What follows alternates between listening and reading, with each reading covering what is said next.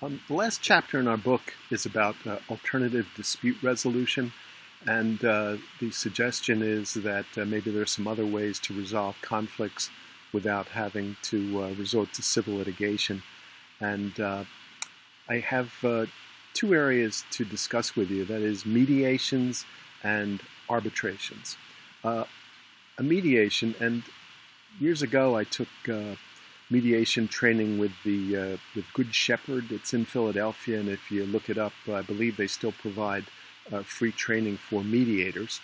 And basically, the idea behind a mediator is that that's a neutral person that's going to sit between two parties that have some differences and manage a discussion that's going to lead to a resolution that each party has some say in. People have to like the resolution that they come up with, or the mediation fails, and that happens. I took the course and eventually volunteered to do it in divorces, which I thought was pretty brave of me. And the first couple were a little funny. You can imagine when people have reached the point where they're getting divorced, usually you know that they really want to get divorced and they're really not so crazy about this other person.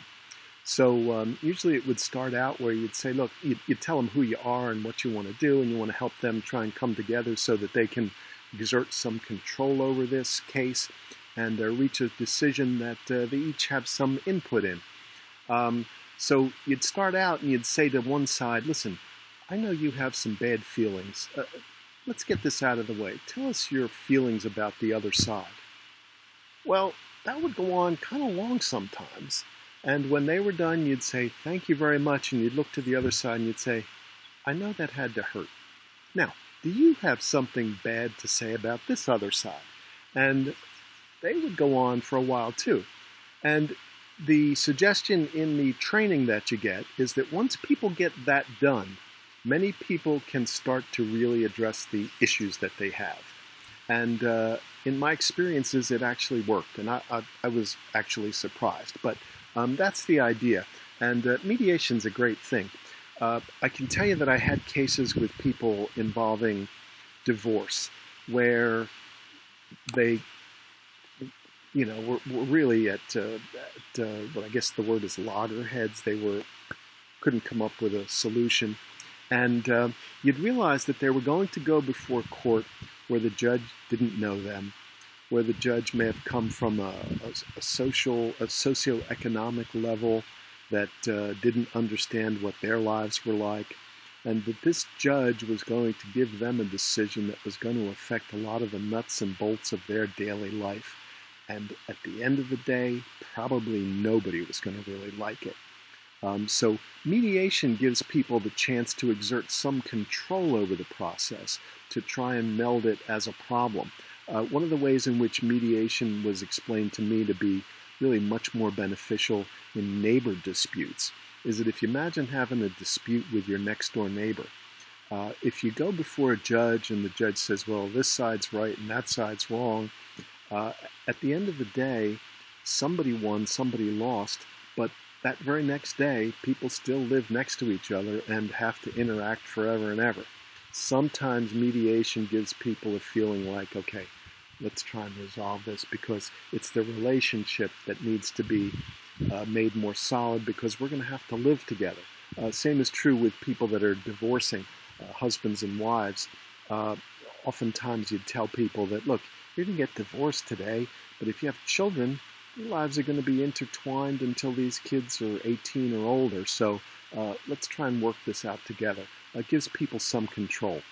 If mediation doesn't work, then we often will resort to arbitration. And I really wanted you to understand there's a couple different types of arbitration. There's private arbitration, and that's the type of arbitration we talked about earlier in the semester. That's with AAA. That's what cool people call it, the American Arbitration Association.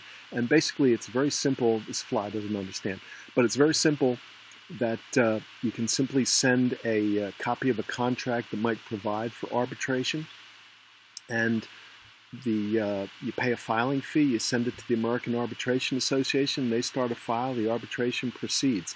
They send a notice to the other side, and they have to participate. Arbitrations are done much more informally than legal proceedings. Basically, an arbitrator will be agreed upon by each side, and the arbitrator will hear the case and give you a decision. They don't get caught up in as many rules of evidence. They don't get caught up in many particular rules of procedure. So it's oftentimes much cheaper to proceed ahead with arbitration.